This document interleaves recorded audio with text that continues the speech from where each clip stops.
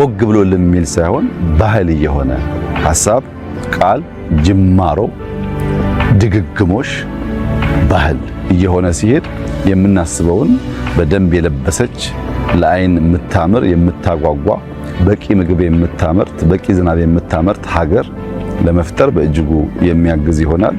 በእውነት አስደማሚ ሚራክለስ ስራ የተሰራው ለዚህ ኢትዮጵያውያንን ማመስገን ትብብራችንን ማድነቅ እንደዚህ አይነት ትላልቅ ነገር አስበው በጋራ የመስራት ልምምዳችንን ማስፋት ያስፈልጋል። ይሄ ከሆነ ኢትዮጵያ ታድጋለች፣ ኢትዮጵያ ትበለጽጋለች። አንዱ አስደማሚ ምዕራፍ ብለን የምንወስደው 40 ቢሊዮን ችግኝ ብዙ ሀገራት በቀለለ መንገድ በ5-6 ዓመት ተከልኩ ሊናገሩ አይችሉም። ይሄ የኢትዮጵያውያን ልዩ ድል ነው።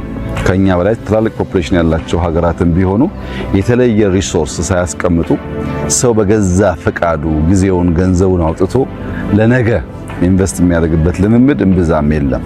ከኛ በላይ የተከሉ ሀገራት በረጅም ጊዜ ውስጥ ሊኖሩ ይችላሉ። ግን ብዙ እንደ መንግስት ገንዘብ አፍሰውበት እንጂ እያንዳንዱ ዜጋ የራሱን ጊዜና ገንዘብ አውጥቶ የሰራበት ሁኔታ ስንመለከት የኢትዮጵያውያን ዩኒክ ነው። ይሄን ዩኒክ ባህሪ መጠበቅ፣ ማጎልበት፣ ማስፋት ያስፈልጋል።